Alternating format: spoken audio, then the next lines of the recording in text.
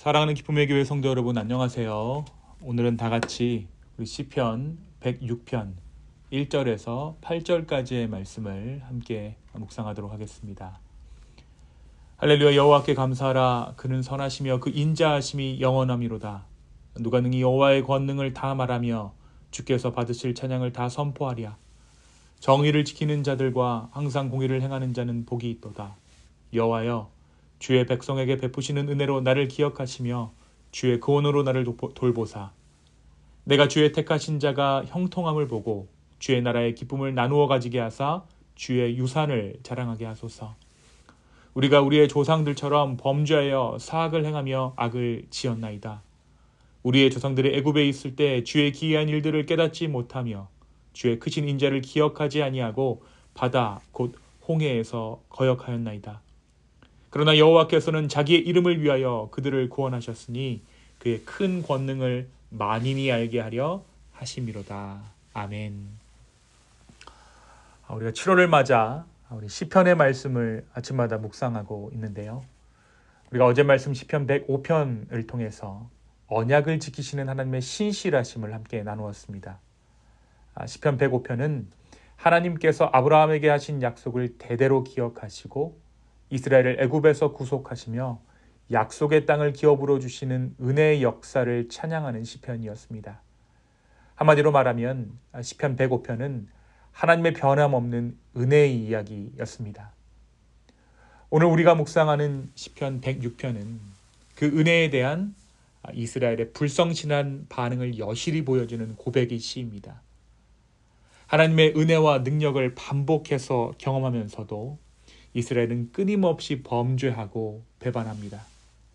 하지만 그럼에도 불구하고 하나님께서는 그 자비를 거두지 않으시고 긍휼로 그들을 다시 돌이키시는 분이심이 오늘 시편 106편의 말씀을 통해 드러나고 있습니다. 특별히 우리가 오늘 묵상하는 1절부터 8절까지의 말씀은 하나님을 향한 감사와 신뢰의 고백으로 시작됩니다. 여호와께 감사하라. 그는 선하시며 그의 인자하심이 영원함이로다. 진정한 감사는 조건을 넘어서 하나님의 본질에서, 하나님의 어떠함에서 비롯되는 고백인 것이죠. 오늘 이 시편의 기자는 조건을 넘어 하나님의 어떠하심을 노래하고 있습니다. 이것은 그가 여러 가지 감사의 조건 가운데, 하나님께서 허락하신 그 감사의 조건들 가운데 비로소 하나님의 어떠하심을 깨닫게 되었다라는 것을 의미합니다. 그리고 이어서 시편 기자는 이렇게 반문하죠. 누가 능히 여호와의 권능을 다 말하며 주께 드릴 찬양을 다 선포하겠는가? 이것은 하나님의 위대하심 앞에서 우리의 찬양이 얼마나 부족한지를 고백하는 표현입니다.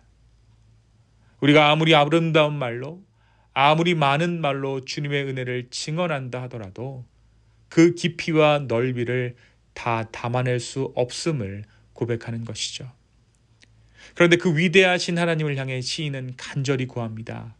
의리를 행하고 항상 공의를 실천하는 자는 복이 있다. 이렇게 선포하면서 자신도 그 복된 무리에 속하게 해달라라고 주님께 간구합니다. 여호와여, 주의 백성을 기억하사 나를 돌보시고 주의 구원으로 나를 권고하소서.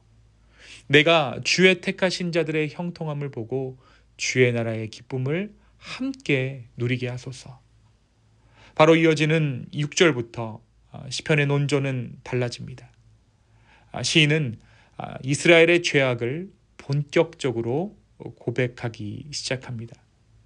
우리가 우리 조상들처럼 범죄했습니다. 불의를 행하고 악을 저질렀습니다. 이 고백은 단순히 과거의 조상들을 비난하는 것이 아닙니다. 오늘의 우리도 그들과 다르지 않다라는 겸손한 자복이자 공동체적인 회개의 고백을 올리고 있는 것입니다.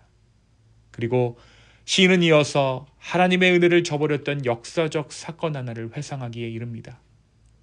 이스라엘은 하나님께서 애굽에서 베푸신 놀라운 기적들과 홍해에서 건져주신 구원의 손길을 곧 잊어버렸습니다. 하나님의 크신 일, 그 크신 하나님의 인자하심을 기억하지 않았던 것입니다. 그런데 여기에 반전이 있습니다. 그럼에도 불구하고 하나님께서 그들을 버리지 않으셨다라는 사실입니다.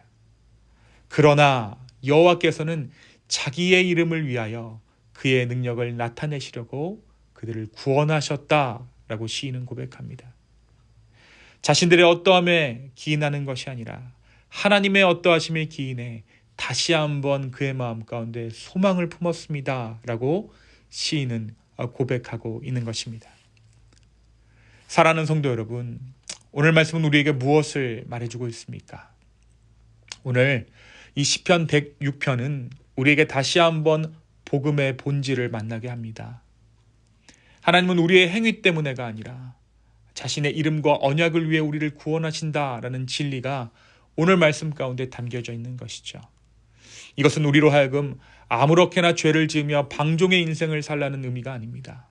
오히려 그분의 이름과 그분의 언약에 합당한 삶을 살라는 거룩한 요청을 담아내고 있습니다. 하나님께서 나를 선대하시고 심지어 이 땅 가운데 살아가는 동안 복 주시는 이유는 우리의 어떠함 때문이 아닙니다. 바로 주님의 선하심과 주님의 인자하심으로 인해, 주님의 언약으로 인해 주님은 오늘도 우리의 삶 가운데 은혜를 베푸십니다.